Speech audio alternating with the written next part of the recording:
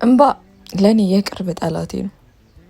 የሰው ልጅ ሲኖር መሳቅ፣ መደሰት፣ መከፋት፣ ማዘን፣ ማልቀስ የተፈጥሮ ህግጋት ሆኖ የሚኖረውን ለኔ በተቃራኒ ማልቀስ ደካማ ጎኔ ነበር።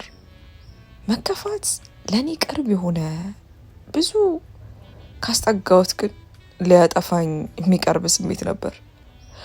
ለዛም ሁሌም ቢሆን ደስተኛ ለመምሰል እሞክራለሁ። ከውጭ ሆኖ ለተመለከተኝ ህይወት ያልጋ ባልጋ መሳይ ቅንጦ የሚባል አይነት ነው።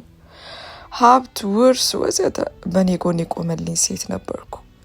ሆኖም ይሄ ሁሉ ጉድ ብቻውን ይመጣ አልነበረም። ይልቅኑስ ለእርግማኔ ትልቅ ሚና የተጫወተልኝና መንገድ ከፋሽ ነበር። በህይወቴ የተረፈኝ ሀብት ገደል ገብቶ የቀድሞ ህይወቴ በቀጠለ የሚያስበላኝ አይነት ሁኔታዎች የተደራረቡብኝ ሰው ነበርኩ። ቤተሰቦቼን በልጅነት እድሜ ነበር ያጣኋቸው። አደጋ ነበር።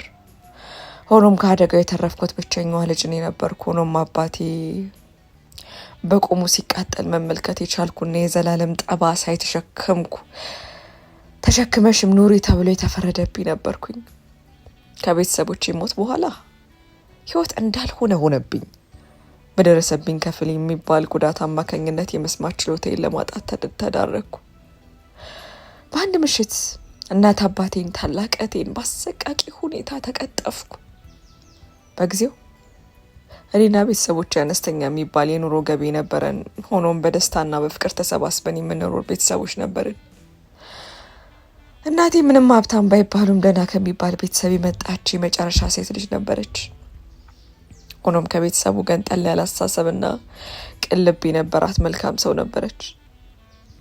እናቴ ነፍሷን ይማረውና ከጸባይ ጸባይ ከመልክ መልክ የተባለላት ድንቅ ሴት እንደዛ ነበረች። ከአባዬ ጋር የተዋወቁት እሷ ከትምህርት ቤት መልስ ወደ ቤት ዘግየት ብላ ለመድረስ አረፍ ከምትልበት ቆቆር መሸጫ ቦታ ነበር።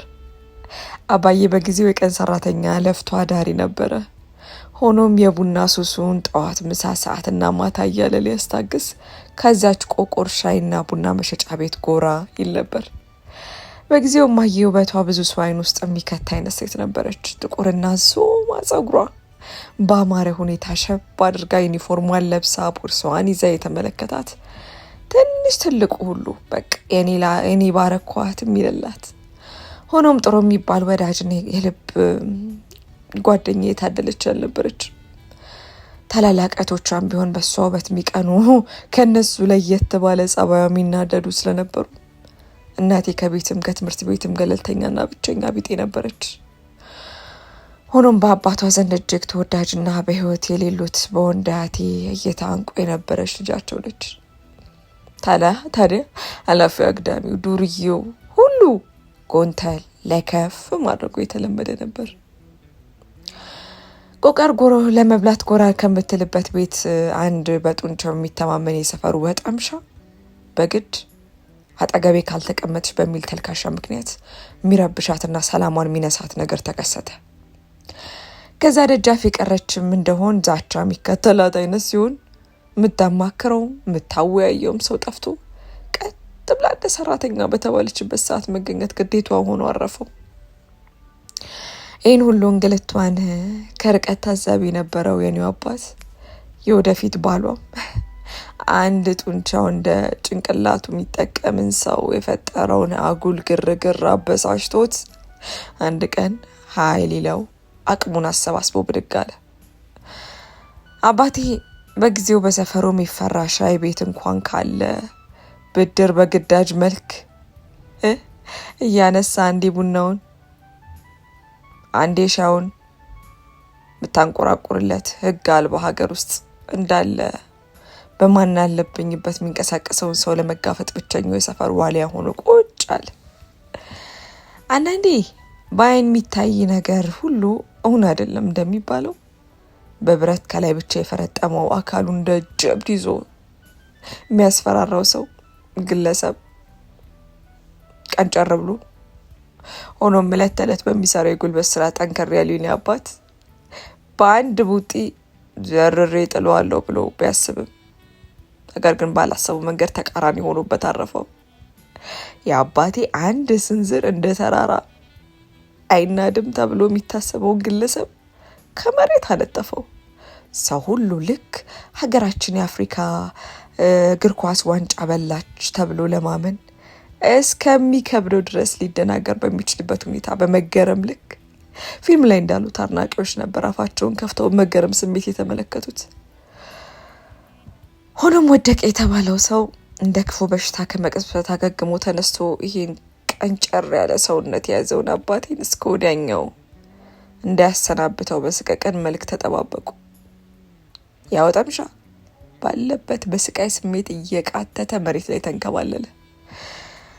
ያቺ ትንሽ የሻይ ቤት ልክ እንደ ድል አድራጊ አባቴን አንከባክባ ይዛ በቃ በደስታ ተሞላች። አባቴ ከዛ ዕለት ጀምሮ የዛ ቤት ንጉስ ሆነ። የተከበረው እየተባለ በዝና ስሙ ይወደስ ጀመር። እናቴም በፍቅሩ ውክክ አለች። ወንድነቱን ወደደችለት፣ ልቧን ገዛት። ማነህ? ከየት ነው የመጣኸው? ምን አለ? የሚሉ ጥያቄዎችን ሳታስብ እንዲሁ በንጹህ ልቧ አፈቀረችው። ዝና ወርቅ እባላለሁ አለች አንድ ቀን። ከሻይ ቤቱ እንደወጣ እግሩን ከተል ብላ ከፊት ለፊቱ መንገድ ዘግታ ከቆመች በኋላ ሰላምታ እጇን ዘረጋች። ብርቱና ጠንካራ በማንም እይታ ተሸናፊ ያልነበረው አባቴ ከፊቱ ሆና ሲመለከታት ኮምሽሽ ሰቀቅ አለ።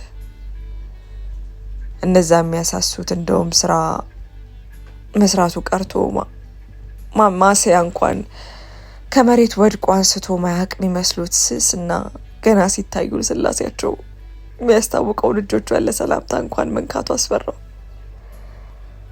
አባቴ ከብረት ጋር የሚታገልበት እጁ ቆርፋዳ በመሆኑ እንደው እንደ ስለት ደርሶ እንዳይቆርጣትም ሰጋ። ሆኖም የማየ ፈገግታ ማንም መግፋት የሚችለው አልነበረም። እንዲሁ ለጦርነት የሄደውን ሁሉ መሳሪያ የሚያስማርክ አይነት ነበር። እማዬ ከገጠር እንዳሉት ሴቶች የተወቀረ የመሰለ የጥርስ ድድ ነጭ ጥርስ ከነጭ ጥርሷ ጋር ተደርቦ ልዩ ውበትን አጎናጽፏታል። እንዲሁ ፈገግ ስትል ደግሞ እንደ ጨረቃ መታበራ መስላ ትታያለች። ብርሃኑ እባላለሁ አለ። የግዱ እንደ መርበትበት እያለ እጇን ጨበጠ። ስለ ባለፈው ላመሰግን ብዬ እድሉን አላገኘውም ነበረ ፈገግ አለች። አረ ምስጋና የሚያስፈልገው ነገር አልነበረም አለ እሱም አይኗን ማየቱ ተስኖት መሬቱን እየተመለከተ። የእናቴና የአባቴ ትውውቅ በዛ ተመሰረተ። ከቀን ቀን እማዬም ሆነች አባዬ የዛ ሻይ ቤት ለመገናኘት ናፋቂ ሆነው ይጠባበቁ ጀመር። አባዬም ቢሆን ሰዓት መጣ የቀረች እንደሆን ቅርቅር እንደተሰኘ ነበር ወደ ስራ ገበታ የሚመለሰው። በቃ የቤተሰቦቼ ታሪክ እንዲህ እያለ ተብሎ ተጀመረ። ግን አቀበት የበዛበት በውጣ ውረድ የተሞላው ህይወታቸው ለፍቅር ብቻ ሲሉ ለመጀመር ቃል ተገባቡ።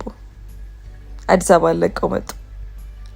ከአዲስ አበባ ብዙም ራቅ ያላለ ከከተማ የወጣ ሆኖም ወደ ገጠሩ ጣልቆ ያልገባ ነበር መኖሪያቸው። ሆኖም እናቴ ውስጡ ሀገሩን መላመድ ከበዳት። ያቆማት የአባዬ ፍቅር ብቻ ነበር። ከተቀማጠለ ኑሮና ምቾት የመጣች ልጅ ደፋ ቀና ብሎ ሰርቶ መኖሩ ከበዳት። ሆኖም ከአባዬ ጋር ለሚመሰርቱት ኑሮ ለዛ ሲሉ ራሷን ጠንከር ማድረጉ የግድ እንደሆነ አመነችበት። ጊዜው በሄደ ቁጥር እናቴ ጠንካራ አባዬን ለማጠንከር ጭራሽ የበቃ ሴት ልጅ ህይወትን ብቻቸውን ሀብለው ለመጀመር በጀመሩት አዲስ እርምጃ ላይ የተጸነሰችው የመጀመሪያ ልጃቸውን ለማሳደግ ደፋ ቀና ማለቱ የግድ ሆነ። ሆኖም የቤቱ የመጀመሪያ ልጅ የነሱ የሚያምራ ክፋይ ወደዚች ምድር ልትመጣ በመሆኑ ሁለቱም የላቀ ደስታ ነበር የተሰማቸው። ቀስ በቀስ አባቴም በአካባቢ ጥሩ የሚባል ገቢን ለማበጃጀት የሚሆን እንቅስቃሴውን ወጥሮ ያዘ። እሱ ብቻም ሳይሆን እማዬም በተቻላት እርግዝናዋ እስኪያደክማት ድረስ በማንኛውም ነገር እያገዘችው ቤታቸውን በሙሉ ደስታ መሙላትና ተስፋን መሰነቅ ጀመሩ። ብዙም ሳይቆይ የመጀመሪያ ልጃቸው ቤዛ ተወለደች። አባቴ የሴት ልጅ አባት ለመሆን በመውቃቱ እጅግ ተደሰተ። የሴት ልጁ ብስራት ይበልጥ ጠንክሮ እንዲሰራና ለቤቱ ጥላ ከለላ መሆን እንዲችል አበረታው። በጊዜ ሂደት አባቴ ከነበሩበት ቦታ ትንሽ ራቅ ብሎ የነሱን መሬት ከጎንም የራሱን ስራ ብሎም እናቴ ቤት ውስጥ ታስራ እንዳትውል ወጣ ብላ ሰርታ የምትመለስበትን አነስ ያለች ንግድ ለማመቻቸት ቻለ። ምንም የራሳቸው የሚባል ነገር ቢኖራቸው ነገሩ እንዲህ የሚባል ቀላል አልነበረም። ሆኖም ሁልጊዜ ሀሌንታ የሆናቸውና በርትቶ ያቀናቸው የእርስ በርስ ፍቅራቸው ነበር። እናቴ ከጊዜ በኋላ ሁለተኛ ልጇን ጸነሰች።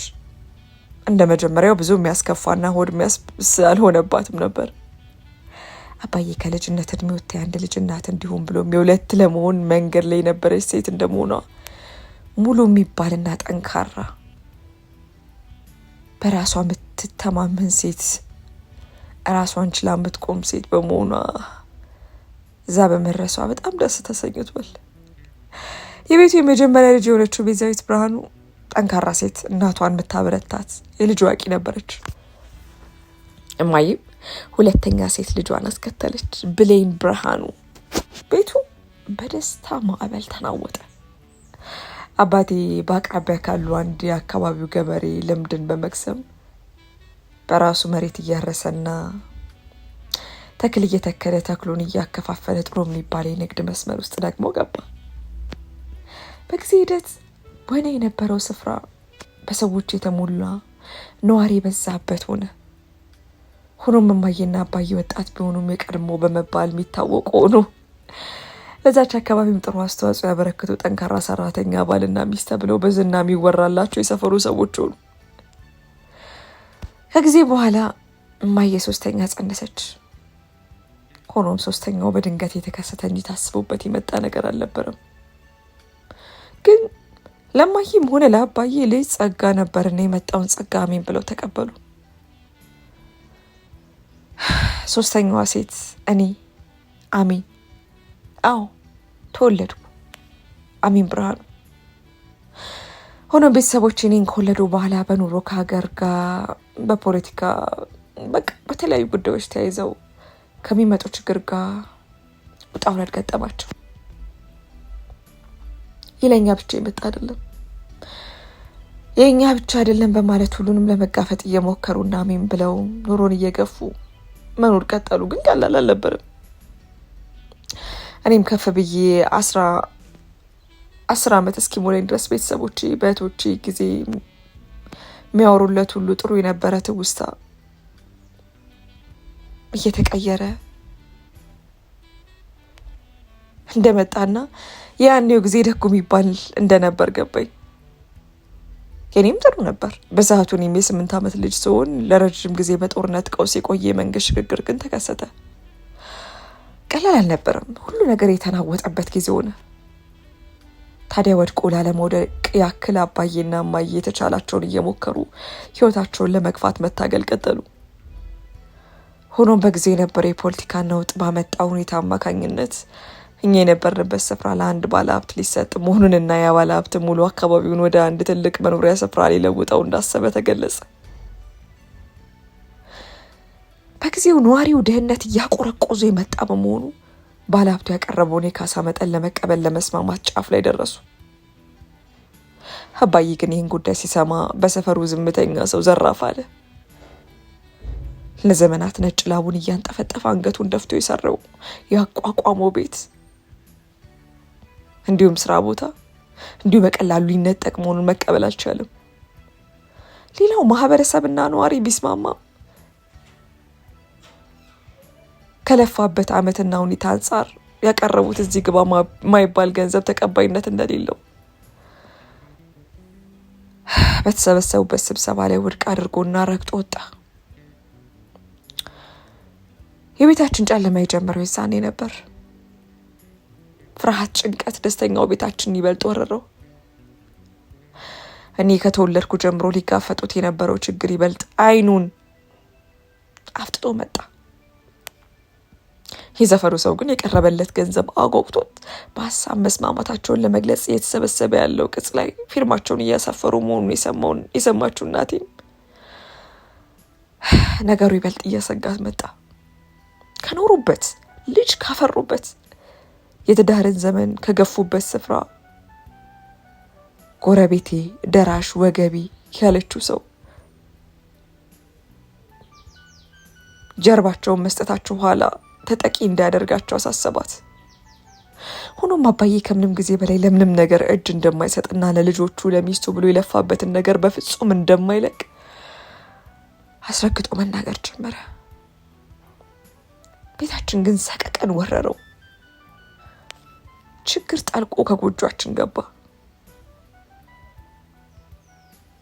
ስግብግብ የነበሩት በባህል ሀብቱ ግፊት ተልከው የሚመጡት ሰራተኞችም ቅጹ በነዋሪው ፊርማ እየተሞላ በመሆኑ ወደድንም ጠላንም መልቀቅ ግዴታችን መሆኑን በመናገር ማስጠንቀቂያ ወደ ማስፈራሪያ መቀየር ጀመሩ። አባዬም ከአንዴ ሁለት የሰጣ ገባ ውስጥ ገብቶና እሱም በፊናው አስፈራርቶ ሊመልሳቸው ሞከረ። ሆኖም የዚህ ነገር አካሄድ ሁኔታ ያስፈራት እማዬ ነበረች። እማዬ ድረሱልኝ እንኳን ቢሉ ደርሶ የሚያድናቸው ማንም ሰው እንደሌለ በመረዳት ፍርሃት ውስጧን ወረሳት። ስጋቷንም በመግለጽ አባዬ ለቀው እንዲወጡና ተስማምተው ገንዘቡን ተቀብለው ወደ ከተማ እንዲመለሱ በማጸን መልክ ጠየቀችው። ይሄኔ በቤታችን ያልነበረ ንትርክና ንጭንጭ ጎልቶ ወጣ። ድምፁን ከፍ ማድረግ ቀርቶ በክፉ አይኑ እማዬን ተመልክቷት ማያውቀው አባዬ እማዬ ላይ መጮና አሻፈረኝ ማለቱን ተያያዘው። አባዬ እማዬን ይዞ ከተማ ከጠፋ በኋላ አዲስ አበባ ለነሱ የጠላት ምድር መስላ ነበር የምትታየው። ለዛም ወደ ከተማ ተመልሶ ብቻውን ሳይሆን ኃላፊነትና 3 ልጁን ተሸክሞ ኑሮን በዚህ አቅሙ መደገፍ እንደማይኖለት መረዳቱም ነበር። እማዬ ምንም እንኳን የአባዬ አርቆ ሀሳቢነትና ጭንቀቱ ቢገባትም ነገ እነዚህ ባለ ሀብት ምንም ውዳቂ ሳያስቀሩላቸው አንስተው አውጥተው ቢጥሏቸው የሚደርስላቸውም ሆነ የሚያግዛቸው ሰው እንደሌለ በማሰብና በመስጋት ነበር። አንድም ቀን ቅራኔ ያቅርባበት ማታውቀው ባሏ ተቃራኒ ወገን ሆና ለመቆም የተገደደችው። ከዕለታት አንድ ቀን ይሄ ጠብ በገፋ ቁጥር እማዬ 3ታችንን ይዛ ወደ ከተማ ቀናች። ሁላችንም የከተማ ኑሮን በእንግድነት አይነት እንኳን ስለማናቅ ሁሉ ነገር አስደንቆንና አፋችንን ከፍተን ነበር ስንመለከት የነበረው። እማዬ ከሆነ ቤት ስትደርስ አንኳኳች። እዛ ትልቅና ሰፊ ቤት ለመድረስ ብዙ ርቀትን ተጉዘን ነበር። ቤቱ ስፋቱ እኛ ያለንን ያክል ስፋት ቢያክልም ውስጡ ማጌጡና ማሸብረቁ እንዲሁም ከውጭ ያለው የግቢው በር ውበት በጣም የሚደንቅ ነበር። እማዬ በሩን ከማንኳኳቷ በፊት ለአፍታ ያክል ቁና እየተነፈሰች ራሷን ለማረጋጋት ሞከረች።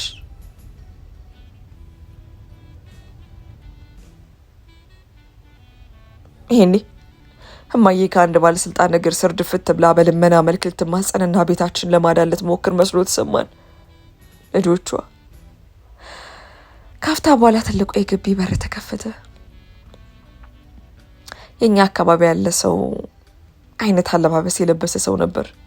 የቤቱ ጥበቃ ሰራተኛ መሆኑን ተረዳን። ማንን ፈልጋ እንደሆነ በደንብ አብጠልጥሎ ከጠየቀ በኋላ ሳንገባዛው እንድንቆም ከተደረግም በኋላ ማንነቷን ለመናገር ወደ ውስጥ ዘለቀ። እማዬ እኔና የብሌን እጅ በጭንቀት መልክ ጨመቅ ለቀቅ እያደረገች ነበር። ካፍታ በኋላ ጥበቃው ሳይሆን ሌላ ሰው በራፉን ከፈተ። እድሜያቸው ሄዱ ትልቅ ሰው ነበሩ። ጸጉራቸው ሽበት ወርሶታል። ሆኖም በጥሩ የኑሮ ሁኔታ ያሉ ሰው ይመስላሉ። እድሜያቸው ገፋ እንዳለ ቢያስታውቁም አቋማቸውም ሆነ የለበሱት ልብስ አባዬ እንኳን በዚህ እድሜው ለብሶ ዝንጥ የሚልበት አይነት አልነበረም። ያልገባን ነገር እኚህ ትልቅ ሰው እማዬን ሲመለከቱ ጊዜ ሙሉ ሰውነታቸው እየተንቀጠቀጠ ማልቀስ መጀመራቸው ነው። እማዬም ከተል ብላ አለቀሰች። ታዲያ ይህን ያላሰብነውና ያልጠበቅነው ቃል ከእማዬ አፍ ወጣ። አባዬ አለች። የዛኔ ነበር አባዬ በጨዋታ መልክ ያወራልን ሀብታም ዘር ናት የሚለው የማዬ የኋላ ታሪክ ትውስ ያለኝ። ከፊታችን የቆሙት ከቅንጡ ቤት ውስጥ የወጡ ሰው አያታችን ነበሩ። እማዬ እናትነቷ ቀርቶኛል ለቀቅ አርጋ እንደ ልጅነቷ አባቷ ስር ውሽቅ ብላ መዘግዘግ ጀመረች። ላፍታ ያክል ተቃቅፎ አለቀሱ። እኛም ግራ ተጋብተን ባለንበት ቆመን ነገሩን ተመለከትን። ከቆይታ በኋላ አያታችን እይታቸውን ወደኛ መለስ አደረጉ። ለካስ አያት እስከመሆናቸው ድረስ አንቱ አይባልም። ሆኖም በህይወት ዘመን ያቻቸው ማላቀው ሰው አያቴ ብዬ ጠርቶ ማቀፉ ግድ ሆነብን። አዎ ወደ ቤት እንድንገባም ተፈቀደልን። ውስጥ ስንገባ ሴት አያታችን ዊልቸር ላይ ተቀምጠው ተመለከትን። ከጊዜ በኋላ ስትሮክ የሚባል በሽታ አጋጥሟት ስለዚህ ደረጃ መብቃቷን አያታችን አጫውተን።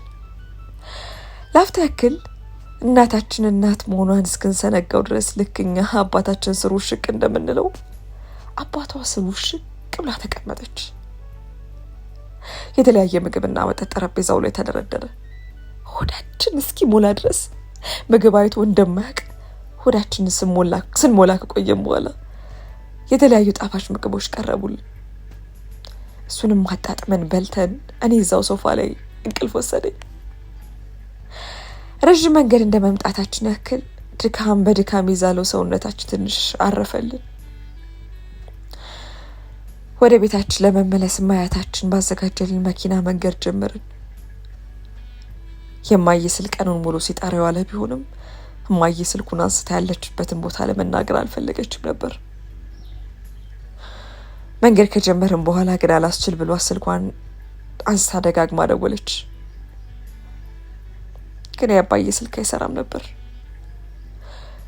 ሲጨንቃት ተመለከትኩኝ። መንገዱ ረጅም እንደመሆኑ መጠን ቤዛና ብሌን መንገድ ላይ ተኙ ቢሆኑም እኔ ግን ከተማውን እየቃኘው መመለሱ መረጬ ፍጥጥ እንዳልኩ ነበር። እማዬ በመሀል ደጋግማ ቁና መተንፈሷ እንደቀጠለች ነበር። ውስጧ ጭንቀት ነበር። ምንም እንኳን የ10 ዓመት ታዳጊ በሆኑም አባዬ ከነገረን ቀደም ታሪካቸው እማዬ ጥላ ከጠፋችበት የቤተሰቦቿ ቤት መመለሷ እንዲሁም እርዳታ መጠየቋን ቢያቅ ደስተኛ እንደማይሆን እርግጠኛ ነበር። አባዬ እማዬ አባቷ እንዲሸኘን የላካትን መኪና ደጋግማ ግማሽ መንገድ ላይ ጥሎን መመለስ እንደሚችል ብትነግረውም እሱ ግን ስራው ነውና ከቤቱ በር አድርሷት መመለስ ግድ እንደሚለው በትህትና ገለጸላት። እኔም በውስጤ አያቴ ምን አይነት ሀብታም ነው ስል ማሰላሰል ጀመርኩ። ሰፈራችን ቆሌ ከራቀው ቆይቷል። ጭር እንዳለ ነው። አንዳች የሚያስጠላ ድባብ ነበረው። እማዬ በእጇ በዚህ ታጠፍ በዚህ እያለች እየጠቆመች ከኛ አጥር ጋር እንደደረስን ክቡ እንደማለት ብላ አሻግራ ተመለከተች። አጥራችን ፈርሷል። የሆነ ሰው የሆነ ሌባ ነገር ሰብሮ እንደገባ ያስታውቅ ነበር። እማዬ ቀልቧ ግፈፍ አለ። እላዩ ላይ ተኛችዋን ብሌን በችኮላ መልቀስቅሳት ቀን እንድትል ካደረገቻት በኋላ ጮክ ብላ አባዬን ስም እየተጣራችና እየጮች ወደው ዘለቀች። እናታችን እንዲህ ስትሆን አይቻት አላቅም ነበር። እኔም የአባቴን ክፉ እንዳያሳየኝ አምላኬን እየተማጸን ከኋላዋ ከተላልኩ። ከእንቅልፋቸው በድንጋጤ ነኩት ቤዛና ብሌንም አባዬ እያሉ የነገሩ ምንነት በቅጡ እንኳን ሳያውቁ እየተጣሩ ከኋላዋ ተከትለዋት ወደ ቤት ዘለቁ። ቤት ስንደርስ የሳሎን ቤቱ እንጨት በር ብርግድ ብሎ እንደተከፈተ ነው። እማዬ እጇ ላይ የነበረውን ሻርፕና ነስ ያለች ቦርሳ ጥላ ወደ ውስጥ እየጮሽ ገባች። ቤቱ እንደጨለመ ነው፣ መብራትም አልበራም። ሆኖም ቤቱ ተመሰቃቅሏል። ቤታችን አይሆኑ ሆኗል። ከሁሉ በላይ ግን አባታችን መሀል ሶፋ ላይ ተንጋሎ በአፍጢሙ ድፍት ብሏል። እማዬ እያነባች ስሩ ድፍት አለች።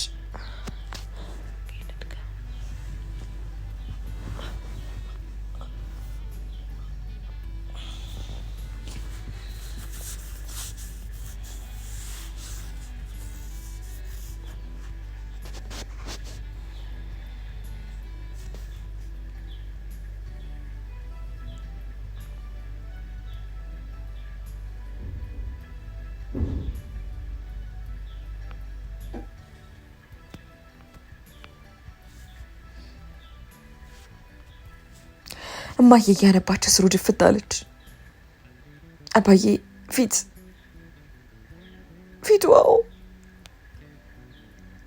ተደብድቧል፣ ቁስልስል ብሏል። እማዬ እያነባች ስጣራ ጊዜ ግዱን ቀና ብሎ ተመለከታት። ነብሱ ነበረች። ሁኔታችንን የተመለከተው ሹፌሩም ከተል ብሎ ገብቷል። አባዬን ሆስፒታል እንድንወስዱ ሀሳብ አቀረበ።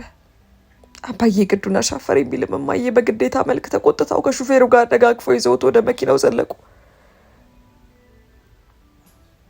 እማዬ እኛን አስከትላ መሄዱን ባትፈልግም ቤት ውስጥ ብቻችንን መተው ፈርታ እኛንም ይዛ በአቅራቢ ወዳለ ሐኪም ቤት በፍጥነት ሄድን። በመገራ ሰዓት ተረኛ የነበረው ሐኪም ተፈልጎ አባቴን እንዲያየውና እንዲያክመው ተደረገ። ሐኪሙ ነገሩን ቀለል አድርጎ ነበር የተናገረው። አባዬም ቢሆን ሐኪም ቤት ከገባና ሕክምና ካገኘ በኋላ ቀለል ነገር ብሎታል። ተደግፎን የመጣው ሰውዬም በሁለት እግሩ ቀጥ ብሎ ለመራመድ ችሏል። ቤት ከገባን በኋላ ነበር እማዬ ሹፌሩን አመስግና ከሸኘችው በኋላ እኛ ቤቱ እንደነገሩ ማስተካከል የጀመርነው። ይሄኔ እሷ የተፈጠረውን ነገር እየጠየቀችው ነበር።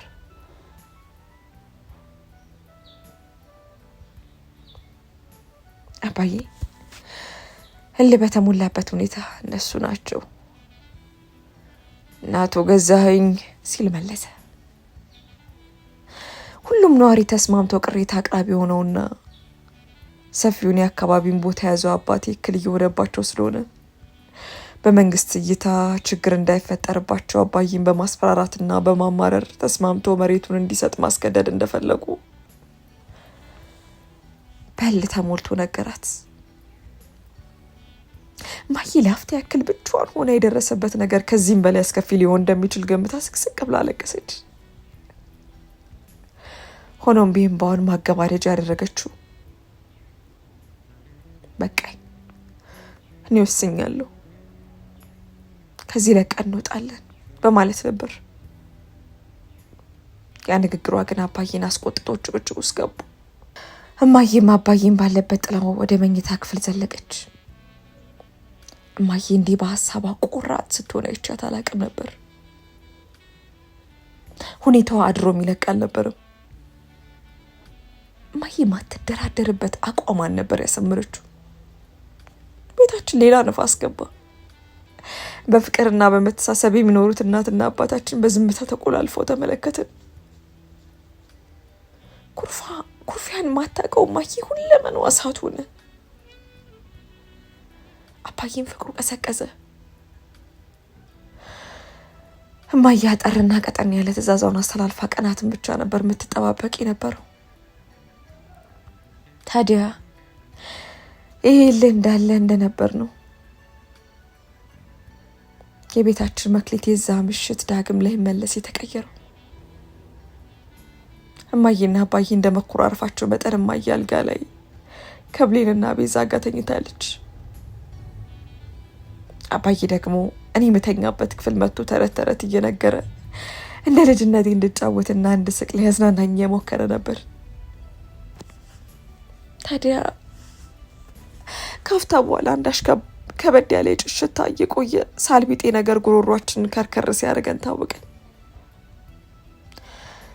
እኔም አልችል ብዬ ደጋግሜ እንደማሰላልኩ ወዲያው አባዬ ነገሩን ለማጣራት የኔ መኝታ ክፍል ከፈታ አድርጎ ስንወጣ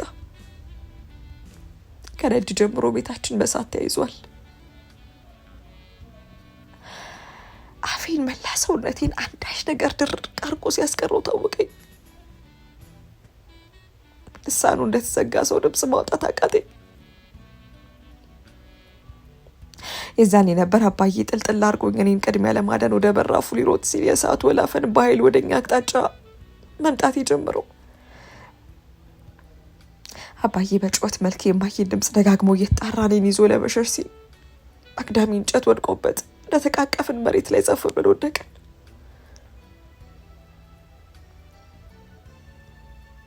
እሳቱ ግማሽ በኩል በተወሰነ መልኩ ቢልፈኝም ከበድ ያለ ጉዳት ግን አላደረሰብኝም ነበር። ከቆይታ በኋላ አባዬ በጀርባ የነበረውን የተዘጋ በር እንደምንም ደምስሶ አስወጣኝ። መሬት ላይ ካስቀመጠኝ በኋላ እንደማይል ለማውጣት ወደ ውስጥ ገባ። በሰዓቱ በቦታው ሰው እየተሰበሰበ ቢሆንም ውሃ በባልዲ ከመቸለስ በቀር ደፍሮ ወደ ውስጥ የገባ ሰው አልነበረም። እኔም በድንጋጤ እንደተዋጥኩ መሬት ላይ ሆኜ ማንባቴን ቀጠልኩ። ታዲያቴ በሰዓቱ የላከው ሹፌር እንደ መላኬት መጣ ሳይባል ከቻለ እሱ ለማገዝና የቻለውን ለመርዳት ቢሞክርም እሳቱ በተለየ ፍጥነት መቀጣጠሉ እንደቀጠለ ነበር። ከቆይታ በኋላ ሹፌሩ እየጎተተ ማውጣት የቻለው አባዬን ብቻ ነበር። አባዬ ግማሽ አካሉ በእሳት ተለብልቦና ራሱን ስቶ ነበረ። ውስጥ እናቴና እህቶቼ እንዳሉ መናገር እንኳን ሳይችል እንደ እንጨት ሲነዱ በዓይኔ መብራቱ ተመለከትኩ። እማዬ ቤዛና ብሌን እንቅልፍ እንዳሸለባቸው የሰዓት ራት ሆኑ። የዛን ዕለት ልሳኔን ተነጠቁ። ሹፌሩ እንደምንም በመኪናው አባዬን ወደ ሐኪም ቤት ይዞት አቀና። አባዬ በግማሽ በኩል የደረሰበት የእሳት አደጋ ከባድ የሚባልና አደገኛ ነበር። ሐኪም ቤት ደርሰን ኦክሲጅን አግኝቶ ትንሽ ወደ ራሱ መለስ እንዳለ የግዱን ስለ እማዬና ስለ እነ ቤዛ ጠየቀ።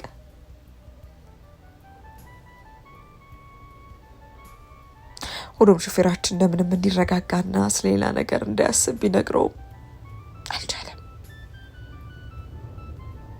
በዛሽ ቅጽበት ውስጥ ነበር እኔ ጠንቅቃ ኩርምት እንዳልኩ ዓይኔም ባየፈሰሰ ቆሜ የተመለከተ። የዛኔ ነበር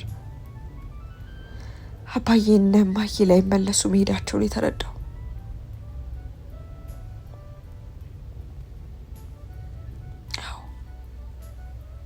በዚህ ባላበቃም ከቆይታ በኋላ አባዬ ህልፈትን ተረዳን።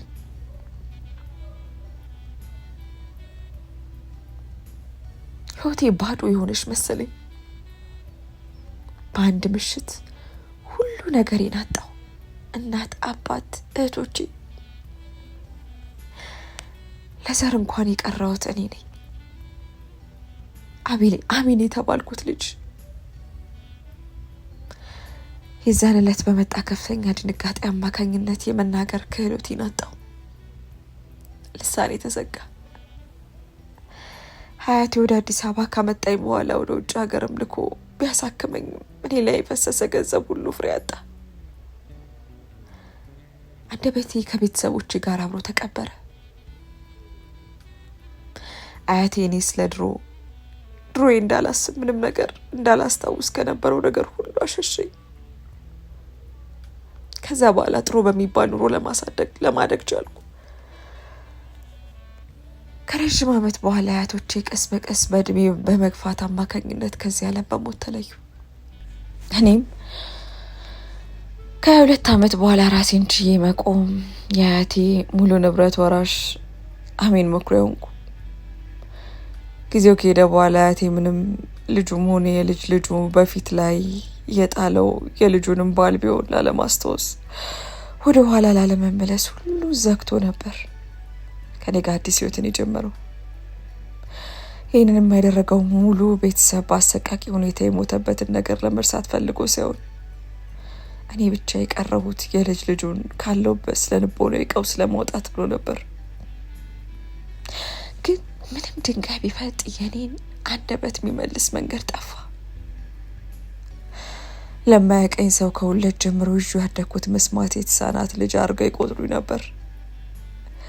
ሀያቴ ጊዜው በሄደ ቁጥር ነገሩ ምንም መፍትሄ ሲያጣ ጊዜ ነገሩን አምኖ ለመቀበል ተገደደ። የምልክት ቋንቋ ተምሬም ከሌላ ሰው ጋር ለመግባባት መሞከር ጀመርኩ። በውስጤ ቃላት ይዘንባል። ሆኖም አፌን ስከፍት ምላሴ አንዳች ማስቲሽ እንዳጣበቀው ተጣብቆ ይቀራል። ብዙ ጊዜ በስልክ አሊያም አነስ ያለች ሁሌ ይዣት በምዞራት ማስታወሻ ደብተር እየጻፍኩ ለመመለስ ሞክራለሁ። ሁኔታዬ ከኔ ይልቅ አጠገብ ያለውን ሰው የሚያሳቅቅና ሁሌም ቢሆን ባሳዛኝ እይታ እንድታይ የሚያደርገኝ ነበር። ሆኖም እኔ ግን አንዱ የህይወቴ አካል አድርጌ ወሰድኩት። ማንነቴ አድርጌ አምኜ የተቀበልኩት። አሚ የተባልኩ ስለዚህም አይነት ውጣ ውረድ መሆኑ እስኪሰማኝ ድረስ ከራሴ ጣፋንታ ጋር መጋፈጥ አቆምኩ። የአያቴን ድርጅት ማስተዳድረው እኔ በሆንም የሁል ጊዜ ህልሜ የነበረው እንደ እናቴ ልጅ ወልጄ ልጄን ታቅፌ የቤት እመቤት ሆኜ ከቤት ያጠገብ ያሉ ሱቅ ከፍቼ እየሰራው ልጆቼን 10 ውር እያሉ ደስታ ሲሆኑ መመልከት ነበር። የድሮ ቤታችን የነበረን ሰላም፣ ደስታ መቼም ከይቴ ጠፍቶ ያቅም ነበር። ሁሌም በአይነ ህሊናዬ እንደተሳለ ነበር። ታዲያ የአያቴ ትልቁ ህልሙ እኔ አግብቼ ለወግ ማድረግ በቅቼ መመልከት ነበር። ግን አያቴ ህልሙ ሳይሆን አረፈ፣ አፈር ለበሰ። እኔም ከአያቴ ሞት በኋላ እንዲህም ለትዳር የሚያስበኝ ሰው ማግኘት አልቻልኩም ነበር። ልቤ ስስ ነበር። ለመስጠት ራሴን ክፍት ለማድረግ ያስፈራኝ ነበር። ሆኖም እኔ የምፈራውን ያክል መናገር አለመቻሌ ብቻውን ሽሽትን የሚፈጥርባቸው ወንዶቹም የዛኑ ያክል ብዙ ነበሩ። በዚህ ሁኔታ ውስጥ ነበር አማን የተዋወቅኩት። አማን የ35 ወጣት የ35 ዓመት ወጣት ጎበዝ ሰራተኛም ነበር። ህልሙ ትልቅ ሚባል ድሮ አያቱ ከስረው ያቆሙትን ንግድ ማጣጣም ቢፈልግ በቃ የስራ ሰው። አማን እንደኔ ባይሆንም አያትና አባቱን ቅርብ ጊዜ ነበር በመኪና አደጋ ያጣው። በአጭር ጊዜ ውስጥ ጥሩ የሚባልና ውጤታማ ስራ ለማስመዝገብ የፋይናንስ ሄድ ለመሆን ችሏል። እኔና አማንም በስራ አማካኝነት ቶሎ የምንገናኝ፣ በስብሰባም በሌሎችም ጉዳዮች የምንገናኝና ጥሩ የስራ ሀሳቦችን የምናንሸራሽር የስራ ባልደረቦች ሆነናል። አያቴ ከመሞቱ በፊትና ድርጅቱን ከተረከብኩ ጊዜ ጀምሮ አለቅነቴን ባሰምርም ሰራተኞች ላይ ጫና መፍጠርና ከኔ ጋር እንዳሰሪና ሰራተኛ ከፍተኛ ክፍተትን መፈጥር ሰው አልሆንኩላቸውም። ይልቅ ቀረብ ብለው እንዲያወሩኝ፣ በስራ ደረጃ ከኔ ቅርብ እንዲሆኑ ነገሮችን አመቻች ነበር። ለዛም ይመስለኛል ድርጅቱ ስለኔ ጥሩ የሚባል አመለካከትና ክብር አላቸው። ከነዛ መሀል በዚህ ሁኔታ ከኔ ጋር ጥሩ ወዳጅነትን ያተረፈው አማን ነበር። በጊዜ ሂደት እኔና አማን ከስራ መልስ ምሳ አብሮ በመብላት ይበልጥ መቀራረብ ጀመርን። አማን መናገር አለመቻሌን ከቆብ ያልቆጠረው፣ እንደሌላ ወንድ ብዙም ከግምት ያላስገባው ምቾቴ የሚጠብቅልኝ አይነት ወንድ ነበር። ቀስ በቀስ ይበልጥ መላመድ ጀመርን። አማን አብሮ ለመሆን ቀለል ያለ ሰው ነበር። ታዲያ በጊዜ ሂደት እኔና አማን ከስራ በዘለለ ተገናኝተን ከምሳም ባለፈ ራት መገባበዝ ምናምን ጀመርን። እያለ የፍቅር ግንኙነት ውስጥ ገባን። እኔም አያቴ ከሞተ በኋላ ብቸኛ እንደሆንኩ የሚሰማኝ ስሜት የሚጠፋበት አዲስ የህይወት መስመር መጀመሪያን ተረዳው። ቤተሰብ ወደ ዘመድ ተሰበሰበ። እኔም በሩቅ ብቻ ማቃቸው 2 አጎቶች ከውጭ ሀገር መጥተው አነስ ያለ ፕሮግራም አዘጋጅተን ሽምግልናውን ተቀብለን የሰርግ ቀን ተቆረጠ። አዎ እንዲህ እያለ የሰርጋችን ቀን ደረሰ። ለማስታወሻ ያክል ፎቶ ተነስተን ትዳራችን ሀብለን ጀመርን። አማንም ከተከራየበት ቤት ለቆ ወደ እኔ ጋር ጠቅልሎ ገባ። ኑሯችን የሰመረ በደስታ የተሞላ ነበር። ታዲያ ከወራቶች በኋላ አማን እናቱና እህቱ አከራያቸው ከቤት እንዳባረሯቸውና መጠጊያ ስፍራ እንደሌላቸው በመጨነቅ መልክ ደጋግሞ ስለ ጉዳዩ ያነሳብኝ ጀመር። እኔም ነገሩን ቆም ብዬ ማሰብ ያለብኝ እንደሆነና ለእናቱና ለእህቱ የሚሆን ቤት ፈልገን ልንከራይላቸው እንደምችል ሀሳብ አቀረብኩ። አማን በሀሳቡ እጅግ ደስተኛ ሆኖ እናቱን እና እህቱን ለጊዜው በሚል ወደ ቤት አመጣቸው። አማን ከስራ ገበታው እየቀረበ የቀኑ አሉ የሚባሉ በቆንጆ ፊኒሽንግ ያለቁ አፓርትመንቶችን ያስመርጣቸው ጀመር። ሆኖም ለኔ ይስማማል ይሄ አይኔ ውስጥ ገባ የሚሉት ጠፋ። ለሁሉም ማቃቂር ማውጣት ጀመሩ። ነገሩ አማን እያስጨነቀው ሲመጣ ጊዜ ከኛው ጋር ለጊዜው ከተማውን እስኪላመዱ ድረስ እንዲኖሩ መልካም ፍቃዴን ጠየቀ። እኔም ሰዎቹ ዘመድ አልባ እጅ አልባ ይመስል አውጥቼ ይመጣሉ አንጀቴን አላስችል ብሎኝ እንዲቆይ ፍቃዴን ሰጠው። ኑሯችን እንዲቀላል የሚባል አልነበረም። በገዛ ቤቴ መኝታ ክፍል ላይ መደበቄ ብቻ ሆኖ አረፈው። ከስራ ከመጣው በኋላ ለራት ብንቀርብ በሚውለቱ ፊትና የአሽሙር ንግግር ስለሚያሰለችኝ አብሬያቸው ቁጭ ብዬ መጫወትና ቡና መጠጣቱ አይሆንልኝም ነበር። ይልቁንስ ወደ መኝታ ክፍሌ በስራ አማካኝነት በጊዜ መሸሹ ይቀናኝ ነበር። ሆኖም ግን ያንን ማድረጌ ብቻ አልበቃቸውም ነበር። ከአማን ጋር በሰላም እንደ ባለ ትዳሮች የብቻችንን ጊዜ ማሳለፍ አልቻልንም። አማን ያለበት ቦታ ሁሉ እናቱ አሉ። ቀስ በቀስ ቤቱ የኔ የአያቴ መሆኑ ቀርቶ የነሱ እናት ይመስል ሁሉ ነገር ይቆጣጠሩት ጀመር። ከወራት በኋላ ውስጥ የነበረውን የመከፋት ስሜት የሚያበርድ ጥሩ ዜና ከሐኪም ቤት ተሰማ። በጊዜው እያጥወለወለኝ የነበረው ስሜት ጸንሼ መሆኑን አወቅኩ። ቤታችን በደስታ እንደሚያበራ ታየኝ። ሆኖም ከአማን እናት ያልጠበቅኩት ነገር ነበር የጠበቀኝ። የኔ መጸነስ ይህን ያክል እናቱን ሆነ እህቱን አላስደሰታቸውም ነበር። ከአንገት በላይ በመሰለ መልኩ ፈገግ ብለው እንኳን ደስ አለሽ በማለት የውሸት ደስታቸውን ለመግለጽ ሞከሩ። ታዲያ እንደረሱት ነገር ምንም እንኳን መናገር ማልችል ቢሆንም ህመም የመጣው በልጅነቴ በደረሰብኝ ድንጋጤና ሐኪሞች እንደሚሉት ትራውማ እንጂ የመስማት እክል ገጥሞኝ አልነበረም። ሆኖም ከርቀት መስማት እንደማልችል በማሰብ ከጀርባ የሚያወሩትን ነገር ሰምቼ ባልሰማ ማለፍን መረጥኩ። አማንዬ እኔ እንደው ምለው አባት ዛሬ ላይ ቆሞ ይሄን ነገር ቢመለከት ደስተኛ የሚሆን ይመስላል አሉ። አንድ ምሽት ቡና ለመጠጣት እንደተሰበሰብን ምን ማለት ነውማ? ከዚህ በላይ ምን የደስታ ህይወት አለና ነው? ደግሞስ እግዚአብሔር ይመስገን ዛሬ ሁላችንም እዚህ ተሰብስበናል። እድሜ ለአሜን። ታዲያ ከዚህ በላይ እሱ ሊያስደስተው የሚችል ነገር አለ ብለሽ ነው አለ ነገሩን በሳቅ እያዋዛ። ታው እንጂ የእናንተ ቆፍጣና አባት የአንተ አባት ስዩም ገዛኸኝ የሴት ተገዢ መሆንን ቢያይም ይደሰት ይመስላል አሉ። አንዳች ነገር ውስጤን ቁንጥጥ አረገኝ።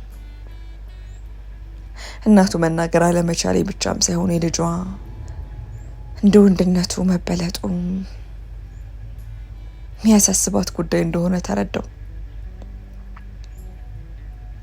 እንደው አሁን እኔ አፌን ሞልቼ ዓለሜን አየውስ ምን ይመስልሃል? አንዴ በምሬት መልክ ጠየቀችው። እንደውም ስዩሜ ምን ነው ብጠራኝ፣ ምን ነው አንተ ዘንድ ባረፍኩ፣ የለፋውበት ልጄ ዛሬ ለሴት ስርስር ሚል ሆኗል። ከዛ አልፎ እኔና እህቱን የእሷ ገረድ አድርጎናል አለች። እማዬ እባክሽ አለ በቁጣ። የሰማሁት ነገር ውስጤን ስለነካው ከዛ በላይ ለማብሰልሰል ራሴን ማድከም አልፈለኩም። ይህንን መስማቴን አቋርጬ ኮቴን አጥፍቼ ወደ መኝታ ክፍሌ ተመለስኩ። ጊዜው በጨመረ ቁጥር እኔም እርግዝና የገፋ።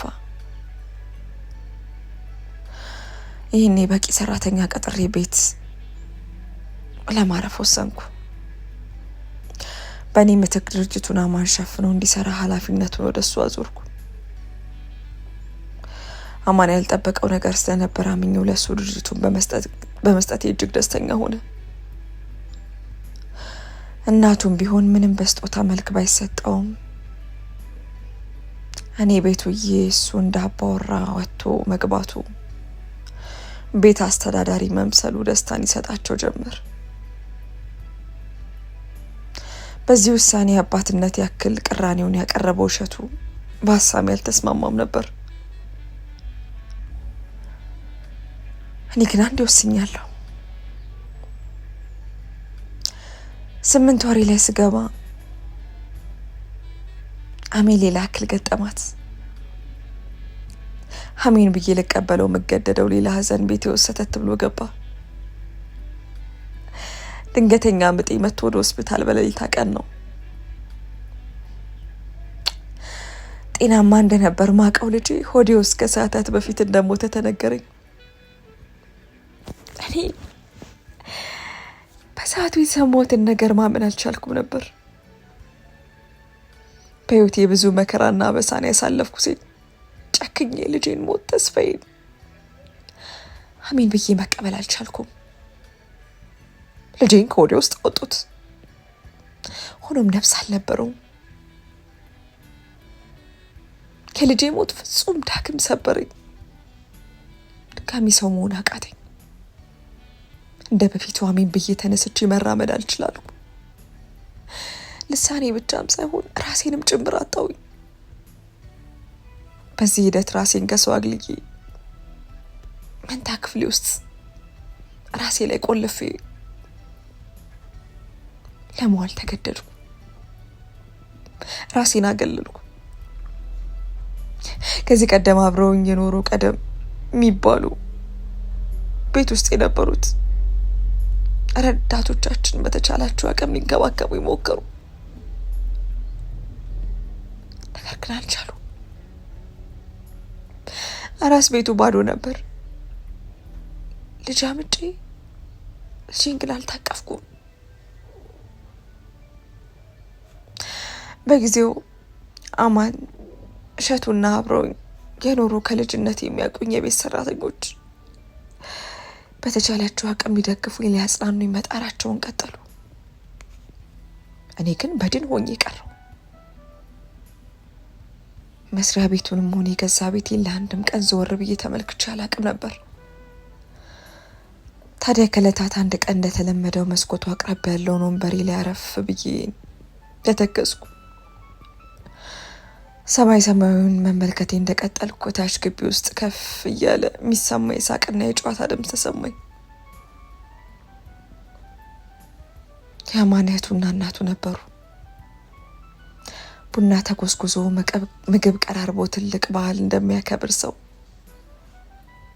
ጥሩ ጊዜ እያሳለፉ ነበር። እይታዬን ከነሱ ላይ ማንሳት አልቻልኩም ነበር። ታዲያ በዛሽ ቅጽበት አይቻት ማላቃትን ሴት ተመለከትኩ። በእድሜ ከኛ አነስ ያለች ወጣት ሴት ነች።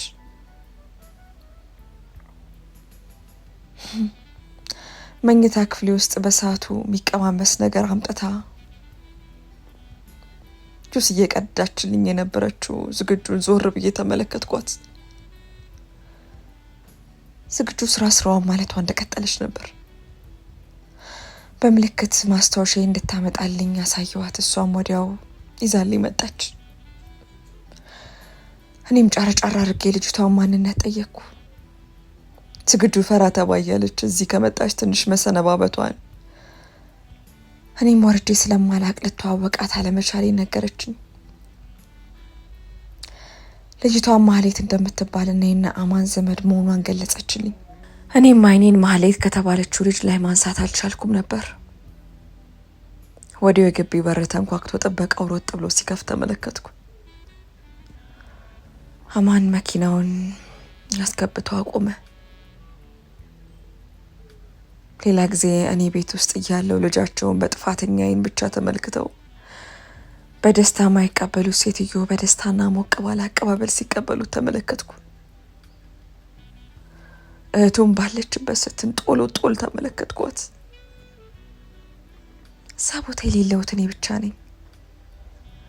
ታዲያ እነዚህ ሰዎች በገዛ ቤቴ በገዛ የአያቴ ንብረት ላይ እኔን እንደ ባዳ መቁጠራቸው አስገረመኝ። በሁኔታቸው ተገርሜ ሳላበቃ ማህሌት የተባለችው ግለሰብ ባሌ ላይ እንደ አንዳች ሙጫ ሄዳ ስትጠመጠምበት ተመለከትኩ። ነገሩ ከኔ ልቅ ያስደነገጣት ዝግጁ ነበረች።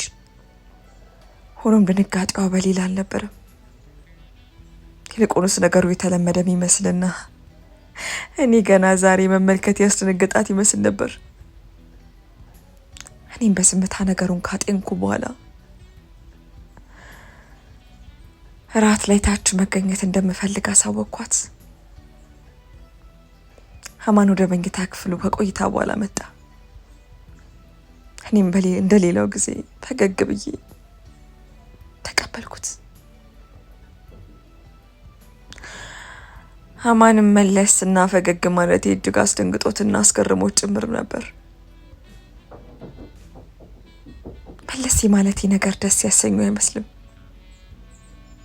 ምሽቱን እዚሁ ከኔ ጋር እንደሚሆን ነገረኝ። ሆኖም እኔ በስንት ጊዜ ከክፍሌ ወጥቼ እራት ከቤተሰቦቼ ጋር ተቀላቅዬ መብላት እንደምፈልግ ገለጽኩለት። ተያይዘን ሄድን። ታዲያ በደስታና በሁካታ የተሞላው ቤት እኔን ሲመለከቱ በአንዳች ነገር የተወረረ በሚመስል መልክ ረጭ አለ። እናቱ ፊታቸው ሲገለባበት ተመለከትኩ።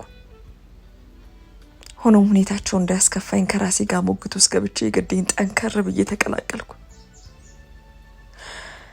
ማህሌት የተባለችው ተግባቢና ፈጣን ትመስላለች። ራሷን ለማስተዋወቅም ጊዜ አልፈጀባትም ነበር። እህሉም ዘቅርብ ነበር። በልጄ ላይ ስለተፈጠሩ ነገር ሀዘኔታዋን የገለጸችልኝ።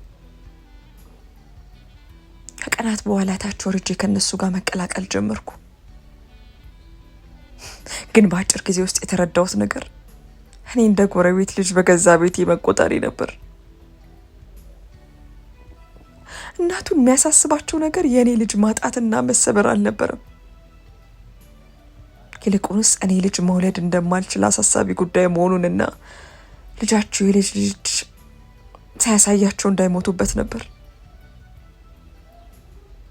ከእናቱ ከእህቱና ዘመድ ከተባለችው ማህሌት ጋር የነበረው ሰጣ ገባ እንደቀጠለ እኔም ከረጅም ጊዜ በኋላ ወደ ስራ ገበቴ መመለስ ወሰንኩ። ግን ውሳኔ ቅር ያሰኘው እናቱን ነበር። ልጃቸው ተንፈላሱ የያዘው ቦታ በድጋሚ እንዲነጠቀበት አልፈለጉም። ግን አያቴ በቅርስ መልክ የተወልኝን ትልቅ ድርጅት እንዲሁ ዝም ብዬ አሳልፌ የምሰጠው ነገር አልነበረም።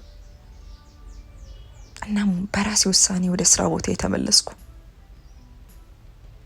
በእርግጥ ይህ ውሳኔ ቅሬታ ነው የመጣው በእናቱ ዘንድ ብቻ አልነበረም፣ በአማንም ዘንድ ነበር። አማን ላይ አይቼ ማላቀውን አይነት ከፍተኛ የቅሬታ ስሜት አስተዋልኩ። እኔና አማን መካከልን በጊዜ ሂደት የመሻከር ነገሮች መስተዋል ጀመሩ። ጀርባ ተሰታተን መተኛት ከጀመርን ወራቶች አስቆጥረናል። ታዲያ በዚህ ሁኔታ እኔ በማላቀው የስራ ሁኔታ ፊልድና የስራ ጉዳይ እየተባለ ውጪ መታደር ተጀምሯል። ከዕለታት አንድ ቀን እንደተለመደው አድሮ ይመጣል ተብሎ ሲጠበቅ የነበረው አማን የውሃ ሽታ ሆኖ ቀረ። ላፍታ እንኳን ማያምኑት እናቱ በጭንቀት ሊሞቱ ደረሱ። ታዲያ በጊዜው ያስተዋልኩት ነገር እንደሱ ሸፍታ ብቅ ያላለችው ማህሌትንም ጭምር ነበር። ታዲያ የአማን እናት ፊት ጠውለግለግ ብሎ የነበረችዋን ማህሌት ሲመለከት ጊዜ ድብቁ ሚስጥራቸው መደበቁ በሰዓት ተስኗቸው አማንዬስ አብራችሁ አልነበራችሁ እንዴ? ለምን ብቻሽን ተመለሽ ሲሉ አልጠይቁም። ማህሌትና እህቱ ሚስጥሩ በአደባባይ መዘርገፉ ቢያስደነግጣቸውም በሰዓቱ እናቱን ያስጨነቃቸው የአማን ያለመገኘት ብቻ ነበር። አማን ስልኩ እንደዘጋ ደብዛው እንደጠፋ ጭልጥ ብሎ ቀርቷል። ነገሩ አሳሳቢ መሆኑን ስገነዘብ ፖሊስ እንደምጠራና ጉዳዩ እነሱ መመልከት እንዳለባቸው አሳወኩ። ማህሌት ነገር ዓለም ውስጥ ያለች በሚመስል መልኩ መፍራትና መርበትበት ጀመረች። ሆኖም እናቱ የልጃቸው ደህንነት እንደሚበልጥ በማመን በሀሳቡ ተስማሙ። ፖሊስ ጉዳዩን ይዞት ምርመራ ተጀመረ። ማህሌት ነገሩን መደበቅ ከአቅሟ በላይ ሲሆንና የኢንስፔክተሩ ጠጣር ጥያቄዎች መውጫ ቀዳዳ ሲያሳጣት ጊዜ አብረው ያደሩበትን ሆቴል ስም ለመናገር ተገደደች። ሆኖም በሰዓቱ ተጣልተው ስለነበር ጥራው ወደ ቤቷ እንደሄደችና ሲነጋጋም ወደኛ ቤት እንደተመለሰች ተናገረች። ቅድሚያ ላይ ራሷን በዝምድና ያስመዘገበችው ሴት ውሽማ ሆና ተገኘች። እኔ ይሄን ሁሉ ማት ከዳር ሆኜ ታዛቢ ሆንኩ። ይሁን ካሳለፍኩት የህይወት ድካምና ሀዘን አይበልጥም። ፖሊሶቹ የተባሉት ቦታ ሄዱ። እዛም ሆቴል አማንን ማግኘት አልቻሉም ነበር። ታዲያ ፖሊስ ከቀናት በኋላ ወደ ቤት ሲመለስ ሌላ ዜና፣ ሌላ መርዶ ይዞ ነበር። አሜን ብዬ ለመቀበል መገደደው ገና አዝኜና ወቅሼው ያላበቃሁት ባሌ በመርዝ ተገሎ መገኘቱን ተረዳው። ለቅሶ በቤቴ ድጋሚ ገባ። የተደበቀው የተሴረው ሴራ ሁሉ ካለምንም ቀስቃሽ ኩልል ብሎ ወጣ። የልጃቸውን ሞት ያውን በሰው እጅ መጥፋቱ መቀበል ያልቻሉት እናት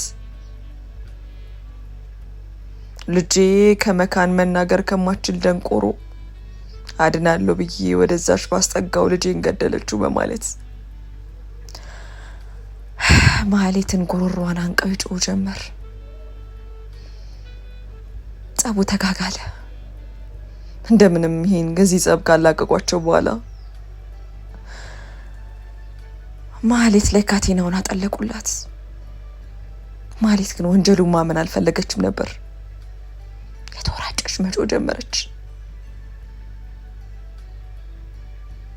እኔ ምንም አላደረኩም ድርጅቱን ካወረሰሽ በስተቀር እንደማይፈታሽና ከአንቺ ስር ዞር እንደማይል ሲነግረኝ ተጣልተን ነው ትቼ ሄድኩት ስትል የጮች ለራሷ ነፍስ መመስከር ጀመረች። እናቱ የልጅ እናት ሆኜ እንድቀመጥ ነው የፈለጉት። ሁሉም ጥቅመኛ ናቸው።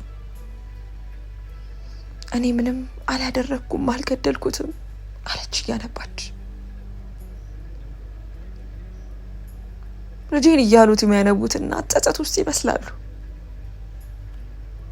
ልጄን አሳልፌ ለአውሬ ሰጠው እያለ ያለቅሳሉ። ከወራት በኋላ የአማን አርባ እንደወጣ እናቱም ወደ ኖሩበት ሀገር ሴቷ ልጃቸውን ይዘው ለመመለስ እንደወሰኑ ነገሩኝ።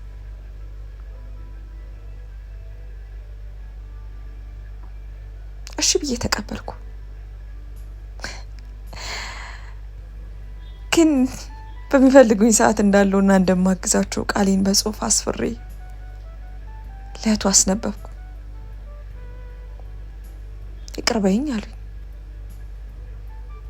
በጸጸት ይቅርታቸውን ገልጸውና ተሰናብተውኝ ሄዱ። ሹፌሬን ልኬ እንዲሸኛቸው አደረግኩ። ሁኔታዬን ሁሌም በቅርብ የሚከታተለኝ እሸቱ ከተል ብሎኝ ወደ ውስጥ ዘለቀ። እኔም አያቴ ከሞተ ጊዜ አንስቶ ብቸኝነትን ካስለመደኝ ወንበር ላይ አረፍ ብዬ ወይኔን በጎንጨት ጀመርኩ። እሸቱ ለአፍታ ያክል በዝምታ ከተመለከተኝ በኋላ ጉሮሮ እንደመጠራረግ አለ። አሚኒ አለ ሁሌ በሚጠራኝ አባባሉ። መለስ ብዬ ተመለከትኩት። በውሳኔሽ መቼም ጣልቃ ገብቼ አላቅም፣ ነገር ግን ልክ ነው ብለሽ ታስቢያለሽ ሲል ጠየቀኝ። ለአፍታ ከቆየው በኋላ ወይኔን ቁጭ አድርጌ ቀና ብዬ ተመለከትኩት። ለእኔ ሰርግ ከውጭ የመጣው አጎቴ ነው እሸቱ አልኩት። እሸቱ የሰማው ቃል ከሰማይ ያስተጋባ መስሎት ሰማው። አይኑ ፈጠጠ። ነገሩን ማመን አልቻለም ነበር። መናገር እንደቻልኩ ሐዘኔን ገልጬ ለወሬ የፈለግኩት አንተን ነበር። ልሳኔ የተመለሰው ልጄን የቀበርኩ ቀን ለቅሶዬን ሳሰማ ነበር። አዎ ስጮህ ነበር። የተዘጋው ልሳኔ በሐዘን እንደተዘጋ በመሪር ሐዘን የተከፈተው አልኩ ፈገግ ብዬ። ታዲያ ሐዘን ቤት ይሁን አራስ ቤት አልለው። ህመም ላይ ባለሁበት ሰዓት ሁሉን ነገር ተመለከትኩ። አፈቀርኩሽ ያለው ሰው ከዛሬው ረሰው በሚመስል መልኩ አረመኔ መሆኑን አወቅኩ። እኔን ዘርፎ ባዶን አስቀርቶ ጎዳና ሊጥለኝ እቅድ ላይ ነበር። ማህሌት ደግሞ እናቱ በጎን ያመጧት ዘራቸውን መናገር ከማችል ሴት ላለማስከተል ሲሉ በጎን ከልጃቸው ሊያስረግዙ እቅድ አውጥተው ያሰማሯት ሴት ነበረች።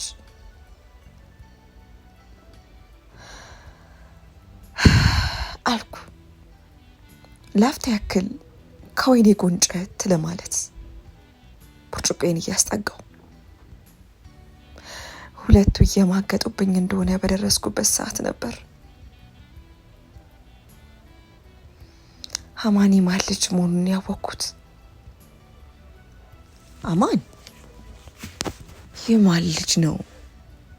የማን ልጅ ነው ልጄ አለኝ አጎቴ እሸቱ ይገዛኝ። ከመንግስት ባጭበረበረው ገንዘብ ከመንግስት ጋር ተሻርኮ ከዛሬ 22 ዓመት በፊት ቤተሰቦቼን በእሳት ያነደደው ሰው ልጅ ነው አልኩ ጥርሴን ነከስ አድርጌ። እሸቱ የሰማውን ማመን አልቻለም ነበር። አያድል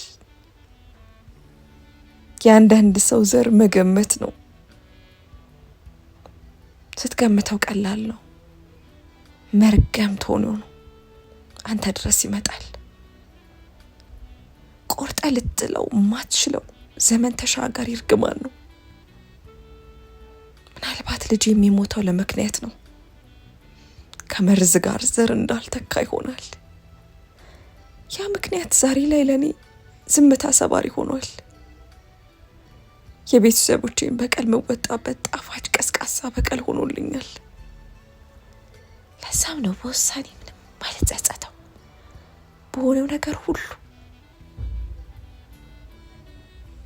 አልኩ። በብርጭቆ ውስጥ ያለውን ወይን አንስቼ በድል አድራጊነት ተጎነጨው። ተፈጸመ።